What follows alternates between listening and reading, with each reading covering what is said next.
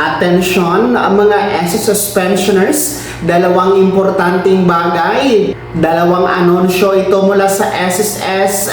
Kakapasok lang, dapat alam nyo. Pag-uusapan natin dito sa video. Hold up.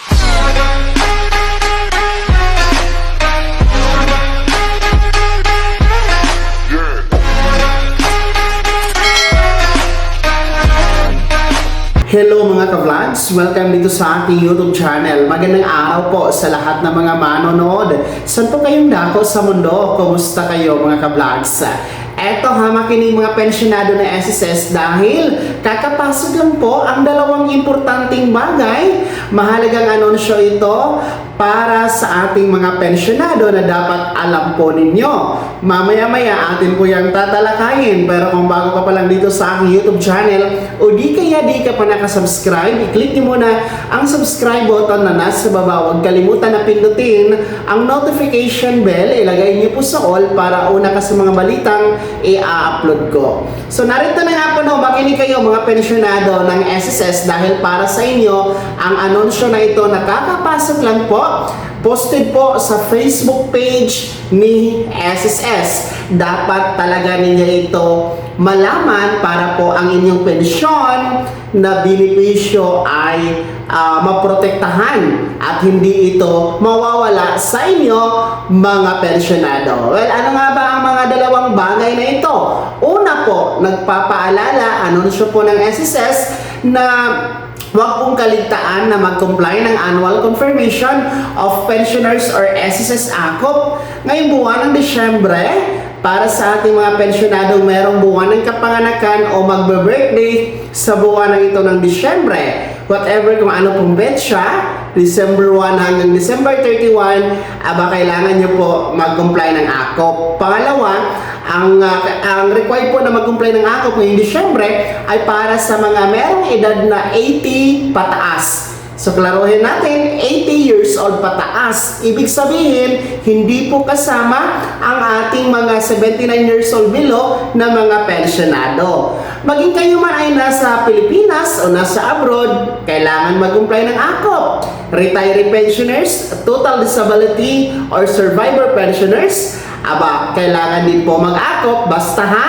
buwan ng kapanganakan nitong Disyembre at 80 ang edad pataas. Yan po ang sinasabi ng SSS Circular number 2023-013 na may subject o title na Revised Guidelines for Annual Confirmation of Pensioners Program, mga ka-vlogs. So ngayon pa lang po, agahan nyo na mag-comply ng AKOP sa mga gustong mag-walk-in, no? Sa mga branch ng SSS, puntahan nyo na po ang pinakamalapit na SSS branch sa inyong lugar to comply your AKOP sapagkat ang daming holidays po na magaganap ngayong 3rd to 4th quarter, 3rd to 4th week ng buwan na ito ng Disyembre dahil nga po sa Kapaskuhan at Bagong Taon.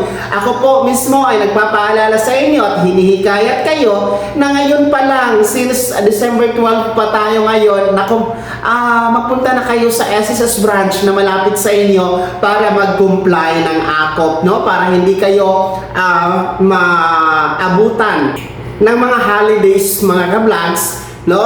At baka po kayo ay maubusan po ng araw na merong pasok ang SSS. So yan ha, please comply your AKOP mga pensioners for this month of December.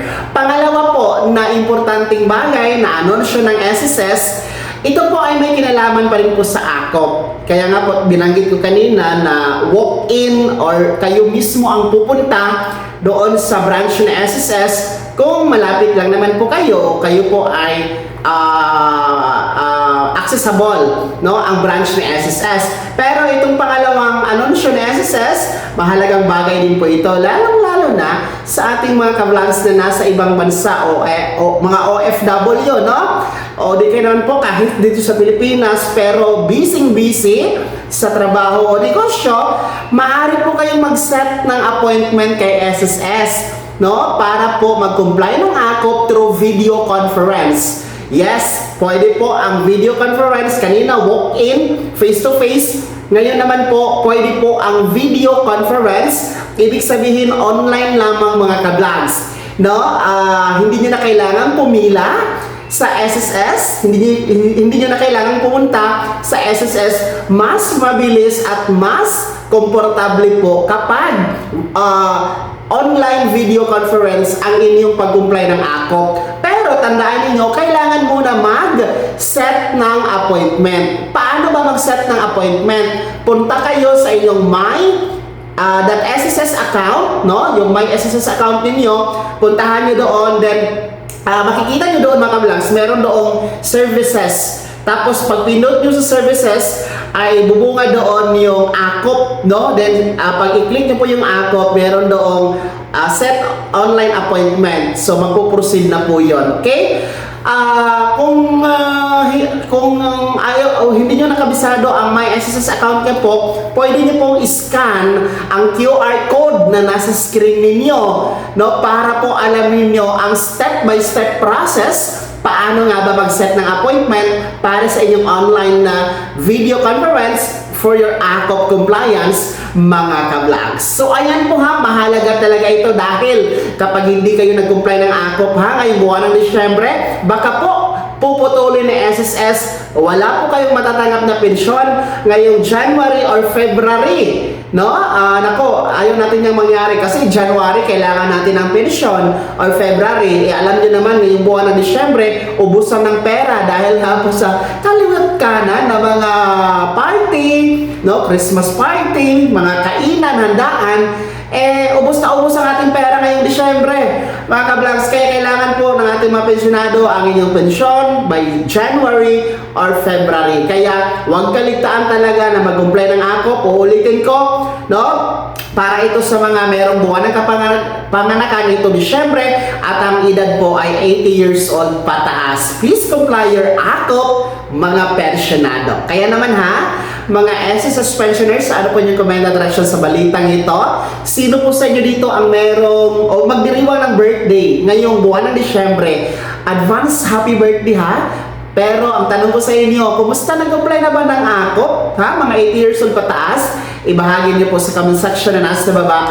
Pakilakip ng buong pangalan at kung taga saan kayo. Bago ako magtapos sa video na to, kung gusto niyo po sumuporta sa aking YouTube channel, maaari niyo pong i-click ang ating super thanks button na nasa baba. Sa mga gusto maging miyembro, pwede, i-click niyo lamang ating join button. Maraming perks dyan mga ka-vlogs. Be my member now. Sana naging gabay ang video na to. Kahit paano, napag-uusapan natin ang mga mahahalagang bagay-bagay na may kinalaman po sa pagiging miyembro, benepisyaryo at pensyonado sa SSS. Kung hindi ka pa nakasubscribe dito sa aking YouTube channel, maaari nyo na i-click ang ating subscribe button na nasa baba. Huwag kalimutan na pindutin ang notification bell. Ilagay nyo po sa all para updated ka sa lahat ng mga videos na i-upload ko. Maaari nyo din i-like ang video na to. At kung meron ka pa mga katanungan, maaari nyo i-komento sa comment section na nasa baba. Paki-follow na din po ang aking official Facebook page na nasa screen nyo. Muli po, ako si Daniel Timpawa na nagsasabing dito sa aking YouTube channel, pawang katotohanan at lahat